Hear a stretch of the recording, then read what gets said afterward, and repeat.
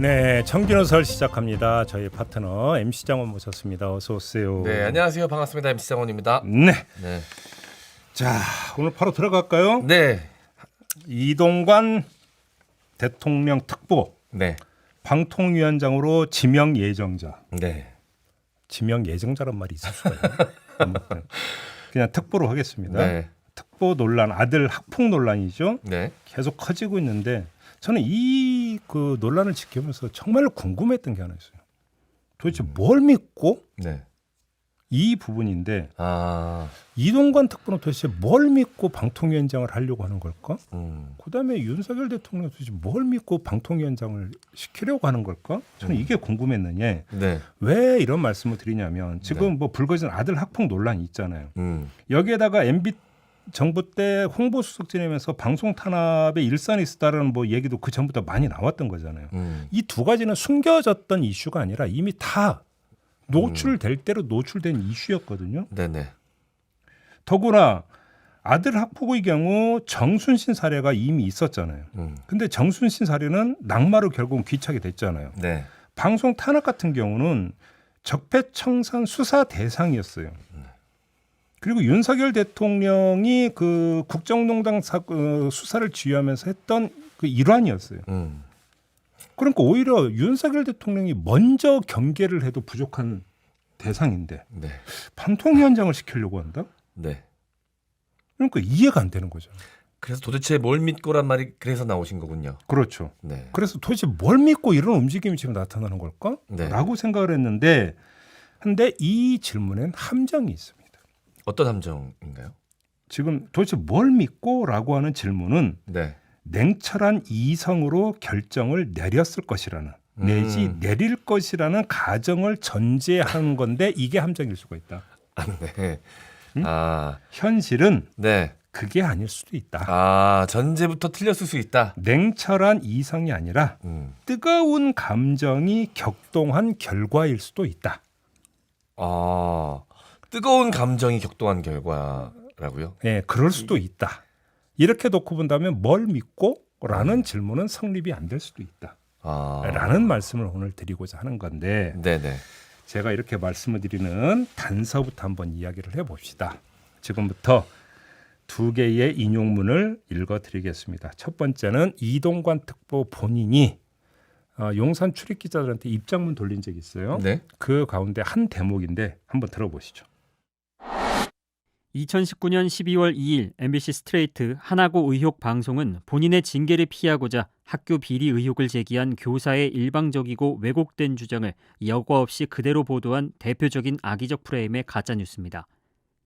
학생 B는 MBC 보도가 무리한 학폭 프레임으로 주변 지인들에게까지 무차별적으로 연락한 점에 분노를 느끼고 당시 취재기자에게 사건 당시나 지금이나 학폭이라고 생각하지 않는다고 직접 항의 전화를 한 사실도 있었습니다.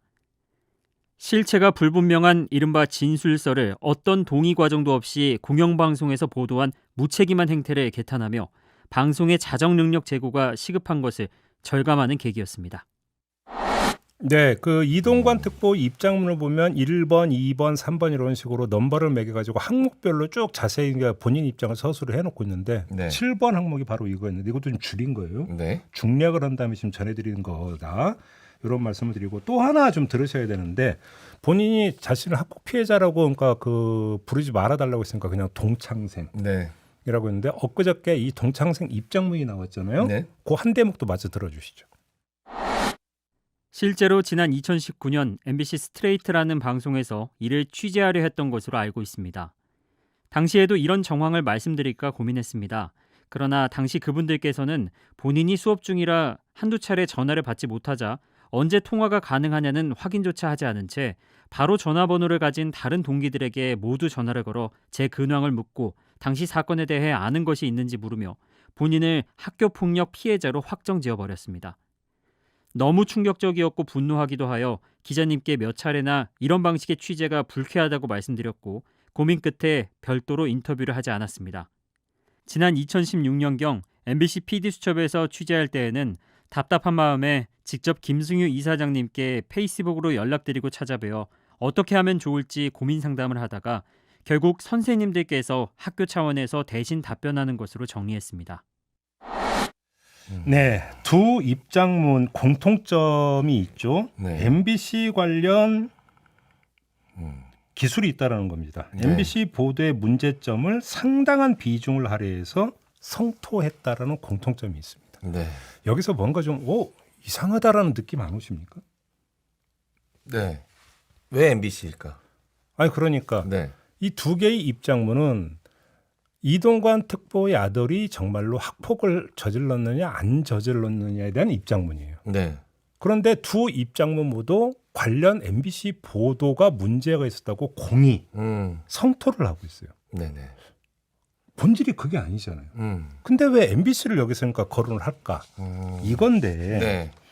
자 어떤 논란이 불거졌을 때 이 논란에 대처하는 일반적인 방식은 네. 그 최초 제기자의 적격성, 최초 제기 내용의 정확성을 문제 삼는 거예요. 네. 이건 일반적으로 나타나는 현상이에요. 네. 언론 보도로 촉발된 논란이라면 그 최초 보도의 주체와 내용을 문제 삼는 게 일반적이라는 거죠. 근데 네.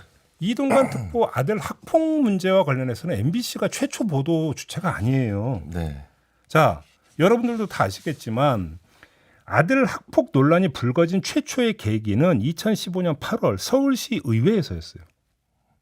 그리고 다음 달 국회 교육문화체육위원회 국감을 통해서 이게 증폭이 됐어요. 네, 맞습니다. 언론은 이때 의혹 제기를 전달 내지 증폭하는 역할에 국한됐었어요. 그 두 입장문이 문제 삼은 MBC의 보도의 경우는 그로부터 하나는 1년 뒤에 나온 거고 네. 또 하나는 4년 지난 다음에 나온 거예요. 그러니까 MBC가 주도해서 뭔가를 폭로한 게 아니고 네. 단독 보도를 한 것도 아니에요. 네. 그러니까 어떤 공개된 자리에서 제기됐던 의혹을 끌어모아서 그것들을 다시 확인 과정을 거쳐서 구성을 해서 내보낸 것에 불과해요. 그러니까 2차 보도에 국한되는 거죠. 네. 그런데도 다른 보도는 다 제쳐놓고 오로지 MBC 보도만을 콕 찍어서 문제 삼고 있는 거잖아요. 그러면서 이 학폭 논란은 MBC 가짜 뉴스에 의해서 만들어진 마녀 사냥인 것처럼 지금 몰아가고 있잖아요. 네. 이상하다는 게 바로 이거예요. 네. 그래서 묻는 건데 두 입장문은 도대체 왜 MBC를 끌어들이고 있느냐라는 거예요. 이게 도대체 뭘 믿고라고 하는 최초의 어떤 그 질문에 대한 단서가 될 수가 있어요. 네. 왜 이런 말씀을 드리는지 한번 가정을 해봅시다. 자, 왜라고 하는 질문 아까 드렸는데 그건 일반 국민의 상식에 기초한 질문이고요. 하지만 특정인만을 상대로 한 것이라면 얘기가 완전히 달라집니다. 네. 물론 여기서 특정인이라고 함은 MBC의 특정한 감정을 갖고 있는 사람을 뜻합니다. 네. 그 특정인이 만약에 윤석열 대통령이라면 어떻게 될까요? 아, 임명권자가 윤석열 대통령이니까 그렇죠. 그런 생각이 유추가 가능하죠. 자, 두 가지가 여기서 나올 수 있습니다. 첫째, 지금 단계는 방통위원장 지명이 이루어지기 전 단계예요. 네. 지명이 되느냐 말하는 기로에 있는 상태인데 네. 여기서 지명권을 누가 갖고 있느냐? 윤석열 대통령이 갖고 있다는 거예요. 네. 그래서 뭐 지금 동창생 얘기는 지금부터는 빼겠습니다. 네. 이동관 특보로만 한정을 하겠는데 이동관 특보 입장에서는 먼저 넘어야 되는 산이 뭐예요? 지명의 산을 넘어야 돼요. 네. 그러면 지명권자에게 호소하는 게 최우선 과제가 네. 돼버리는 거죠. 그런 점에서 윤석열 대통령이 먼저 호출될 수밖에 없다. 이건 네. 너무나 자명한 사실이고 네. 두 번째, 이게 핵심이 이제 윤석열 대통령 나아가서 김건희 여사까지 포함이 될 수 있을 텐데 MBC의 특정한 감정을 갖고 있을 개연성이 농후하다라는 겁니다. 사례 두 가지만 말씀드릴까요? 바이든 날리면 보도 있었죠. 네. 그다음에 PD수첩에서 김건희 여사 대역 논란이 있었죠. 네. 기억나시죠? 네. 종합하면 지명권을 행사하는 윤석열 대통령, 조금 범위를 넓혀서 김건희 여사까지 간다면 MBC에 대해서 특정한 감정을 가지고 있고 네. 그래서 바로 이동관 특보가 지명까지 끌어내기 위해서 이걸 때리고 있다라고도 해석할 여지는 얼마든지 있다라는 겁니다. 종합하면 MBC 끌어들이기는 전형적으로 감정에 호소하는 방식이에요. 그런데 그러면 그 감정이라고 하는 것은 뭐냐? MBC에 대한 악감정, 네. 나아가 원한일 수가 있다라는 것이죠. 이해되시죠? 네네네. 자, 여기서 좀만 더 풀어봅시다. 네.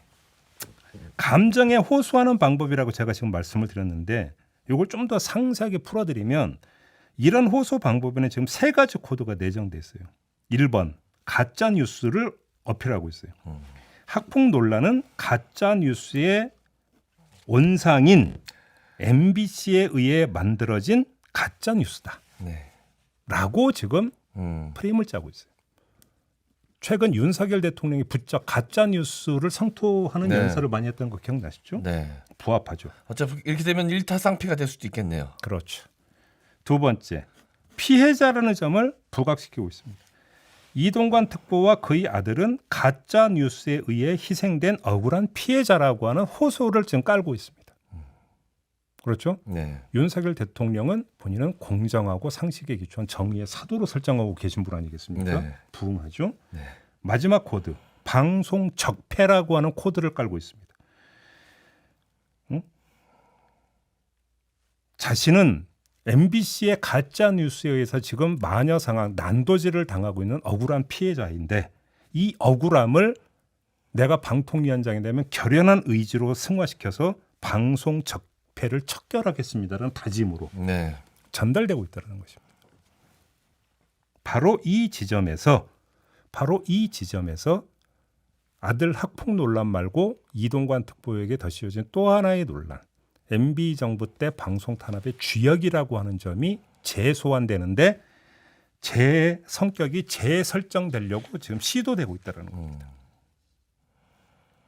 자, 이동관 그 특보에게 그 씌워진 방송 탄압 주역이라고 하는 그 오명의 골자는 뭐냐면 블랙리스트, 특히 국정원을 시켜서 블랙리스트를 작성한 다음에 네. 이 블랙리스트를 통해서 특정인 몰아내기를 했다라는 거예요. 네. 골자가 이거거든요. 네. 그래서 이게 방송 탄압이었다라는 거거든요. 그런데 이걸 탄압이 아니라 이거는 속가내기다. 논에서 벼가 잘 자라게 하기 위해서 피를 뽑아내는 것과 같은 속가내기 차원이라고 자기 정당화를 할 가능성이 있다라는 겁니다. 속가내기는 방송 적폐 청산, 그래서 방송 공정성 확립을 위한 독초 제거의 일환이다. 그리고 이동관 특보는 그에 관한 풍부한 경력을 갖고 있는 적임자다. 네. 나 스스로는. 이런 식으로 설정할 수 있다는 거죠. 네. 이게 무슨 얘기냐. 최근 국민의힘 중심으로 어떤 이야기가 많이 나오고 있습니까? 편파적인 진행자, 네. 편파적인 패널 이야기가 많이 나오고 있습니다. 파짜 돌림인데요. 네. MB 정부 때 이동관 홍보수석 시절 때의 방송 탄압이라고 하는 것은 좌파 방송인 척결이었어요. 네. 좌파가 편파로 바뀌었을 뿐이에요. 네. 아, 좌파에서 편파로. 그러니까 그때의 논리도 뭐냐면 공정해야 되는 방송이 좌파에 의해서 장악되어 버림으로써 아주 불공정한 방송으로 가고 있기 때문에 속가낸 것이다라고 하는 네. 자기 논리를 깔고 있다는 거예요. 이동관 특보는. 근데 지금 그거를 이동관 특보는 아직 방통위원장으로 그러니까 지명이 안 됐기 때문에 아직 그 본격적인 그 얘기는 안 하고 있지만 네. 국민의힘에서 하는 얘기는 편파적인 방송인들 속가내기 얘기는 지금 공개적으로 하고 있잖아요. 네. 이렇게 놓고 본다면 국민의힘의 이런 레토릭에 따르면 MB 정부 때의 그거는 방송 탄압이 아니라 방송 공정성을 기하기 위한 잡초 속가내기, 네. 독초 속가내기 차원이다. 이런 식으로 자기 정당화가 될 수 있다라는 겁니다. 그리고 그런 식으로 성격이 규정되어 버리면 이동관 특보의 과거의 전력은 본인한테 불리한 전력이 아니라 아주 자신의 유능함을 그러니까 지명권자에게 어필할 수 있는 경력이 돼버린다. 네. 이런 이야기가 되는 것이죠. 종합을 하면 이동관 특보는 윤석열 대통령과 똑같은 불구대천의 원수를 갖고 있다고 자기 설정을 하고 있더라고요. 그 대상이 누굽니까? MBC. MBC. 그래서 좁게는 복수 혈전, 넓게는 방송 적폐 청산을 이루겠노라고 지명권자에게 지금 시위하고 있는 것이다. 이것이 바로 뭘 믿고 라고 하는 의문에 대한 대답이다. 이것이 역으로 지금 되치고 있는 것이다. 네. 이동관 특보는. 그리고 그게 먹힌다면 윤석열 대통령이 정말로 이동관 특보를 방통위원장으로 지명한다면 뭘 믿고 바로 이걸 믿고 바로 이걸 믿고 지명하는 것일 것이다. 이렇게 봐야 되는 건데요. 그렇게 놓고 본다면 종합 정리라면 이런 이야기가 되고 있습니다. 지금 나타나고 있는 양상의 전개의 흐름을 보면 남량 특집인데요. 특히 MBC를 월화의 공동묘지로 만들려고 하는 네. 그런 남량 특집이 지금 전개되고 있다.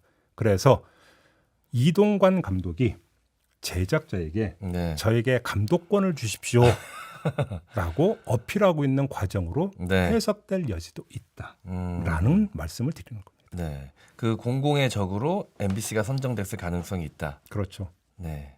그래서 MBC를 공동묘지 만들려고 한다. 네. 이런 얘기로 연결이 되는 것이겠죠. 그게 성공한다면 이동관 특보에게도 그리고 윤석열 대통령에게도 사실 굉장히 군침 도는 굉장히 매력적인 일이 될 수 있겠네요. 성공만 한다면. 지금 제 해석이 맞다면 윤석열 대통령이 지금 MBC를 어떻게 보고 있는지가 아주 적나라하게 드러나는 하나의 어떤 증좌가 될 수가 있다. 네. 이런 얘기가 되겠죠. 알겠습니다. 사실 이 학폭 논란은 처음에 이제 제보자도 있었고요. 학교 안에 선생님이셨죠. 지금은 이제 다른 나라에 계신 걸로 알고 있는데 사실 그 선생님과 인터뷰한 언론도 있었고요. 그 이후에 서울시의회에서 자체 조사한 내용도 있었고요. 사실 이 학폭이 있었다는 사실만큼은 그 누구도 부정할 수 없는 사실이지 않습니까? 학폭이 아니라는 거잖아요. 그 동창생의 입장문에 따르면. 네, 그냥 그 친구들 간의 마찰이었을 뿐이다. 그렇죠. 그리고 이거는 제가 JB타임즈에서 몇 차례 그 말씀을 드린 바가 있었는데 네. 이동관 그 내정설이 돌기 전까지만 하더라도 아들 학폭은 거의 단정적으로 이야기되는 네. 그 누구도 부인할 수 없는 학폭의 대표적인 사례로 꼽혀 왔었어요. 네. 그랬기 때문에 도저히 이해를 못하겠다. 뭘 믿고 도대체 그러면 이동관 특보를 방통위원장 시키려고 하는 거지라는 얘기가 그래서 나왔던 거예요. 네. 그런데 지금 잘 보세요. 전개 양상이 어떻게 되냐면 이동관 특보가 입장문을 내고 동창생이 입장문을 내면서 이걸 지금 어떻게 몰아가고 있습니까? 99.9%의 순도를 자랑하는 확실한 학폭 사례에서 네. 학폭인지 아닌지가 논란이 되어버리는 양상으로 지금 바꿔서 만들어가고 있는 거죠. 네. 그 순간 어떻게 되는 겁니까? 그 순간 단죄가 아니라 공방으로 바뀌게 되는 거죠. 네. 그러면서 국민의힘은 어떻게 되는 겁니까? 여기에 대해서 방어막을 쳐주게 되는 거죠.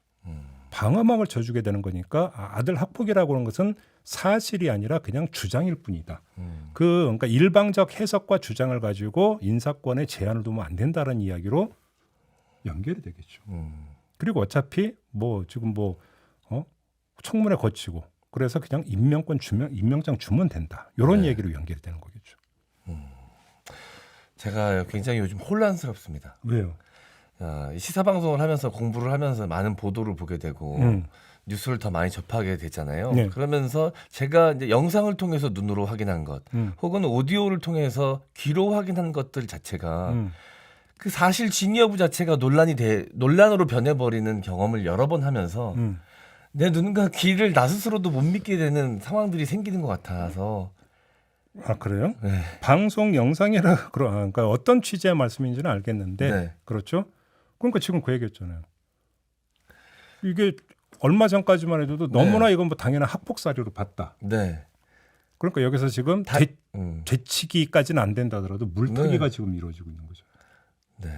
아니 확실하게 벌어졌던 일이라고 믿었던 것들조차도 그것의 진위 여부가 이제는 도마 위로 올라와 버리니까 네.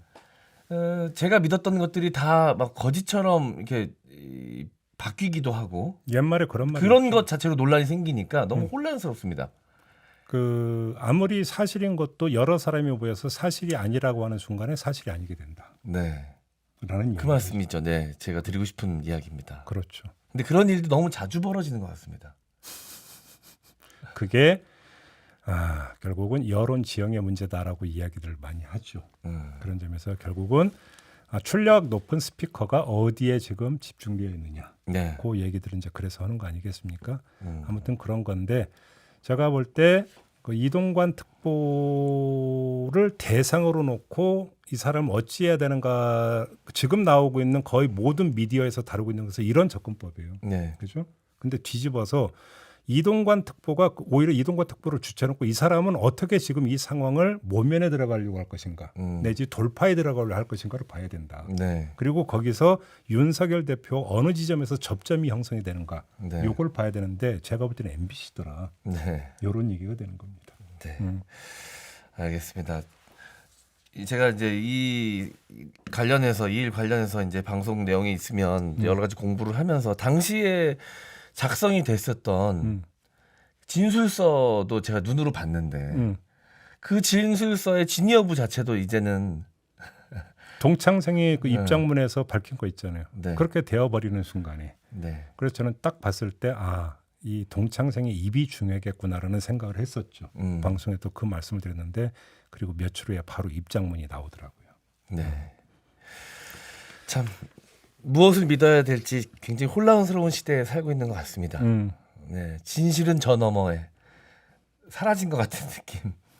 굉장히 혼탁하고 혼돈스러운 세상을 좀 살고 있다는 생각이 좀 들어서 네. 많은 분들이 불안한 느낌마저 좀 들지 않을까. 혹시라도 내 자녀가 혹시라도 학폭의 피해자가 됐을 때 이런 것들이 제대로 규명되고 가해자에게 제대로 된 처벌이 이루어질 거라는 믿음이 있어야지만 건강한 사회 아니겠습니까? 한 말씀만 드릴게요. 저는 문제의 본질이 여기에 있다고 봐요. 자, 정순신 변호사 아들의 학폭 문제가 불거졌어요. 네. 그렇죠? 네. 그리고 정순신 변호사 쪽에서는 또 그 항변도 했어요. 네. 그럼에도 불구하고 뭐 본인 사퇴라고 했지만 사실상 경질이죠. 뭐 그 내정 철회인데 윤석열 대통령은 결정을 내렸어요. 그런데 요번은 아니다. 강행하려고 한다. 네. 그리고 정말로 그 예측대로 강행을 했다고 친다면 네. 도대체 그 차이는 어디에 있는 것이냐. 음. 정순실이나 이동관이나 도끼인객긴이라고 다들 이야기하는데 윤석열 대통령의 대하는 태도와 결정의 내용은 정반대다. 네. 그럼 그건 어디에 있느냐? 그거는 정순신, 이동관 네. 내지 아들 학폭에 있는 게 아니라 그 판에 있는 것이다. 네. 그 판. 그러니까 국가수사본부라고 하는 판과 방송이라고 하는 판에 대한 윤석열 대통령의 접근법, 태도, 생각의 차이에서 그러니까 나오는 부분이 있다. 네. 그런 상태에서 지금 방송판, 특히 MBC에 대해서 어떻게 보고 있는지가 여기서 적나라하게 비록 간접적이지만 네. 적나라하게 드러난 것일 수도 있다. 이런 말씀을 드리는 거죠. 제가 질문 2개만 드려도 되겠습니까? 네. 임명하실 거라고 보십니까? 지금 뭐 그러니까 대다수의 예측은 임명이 아니라 지명. 지명을 지명을 할 거라고 지금 뭐 대다수가 네. 그렇게 예측을 하고 있죠. 예를 들어서 김문수 경산호 위원장 뭐 경질 이야기가 나왔네 안 나왔네 네. 얘기가 많이 있었는데 어제 보도를 보면 뭐 열심히 하셔라 그랬다는 거 아닙니까? 네. 그런 어떤 기세로 볼 때 이 경우도 결국은 지명으로 갈 거다. 지명으로 갈 것이다. 그러니까 여기서 하나의 이제 간접 확인되는 게 이렇게까지 논란이 불거졌는데도 대통령에서는 쓰다달 한 마디도 없잖아요. 네. 그 이유가 뭐겠어요? 이걸 보면 되겠죠. 네.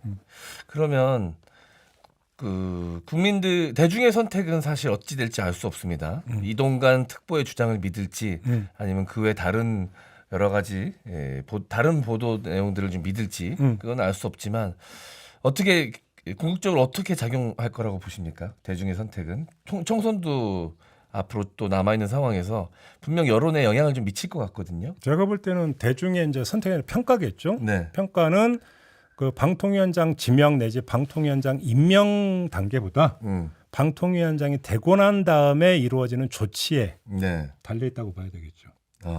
그렇게 봐야 되지 않겠습니까? 그 이후의 행보까지 종합적으로 바라봐야 된다. 그리고 제가 지금 오늘 분석한 대로 정말로 그 방송판에 대한 윤석열 대통령의 특별한 문제의식 네. 이것도 되게 순화시켜서 지금 표현한 건데 네.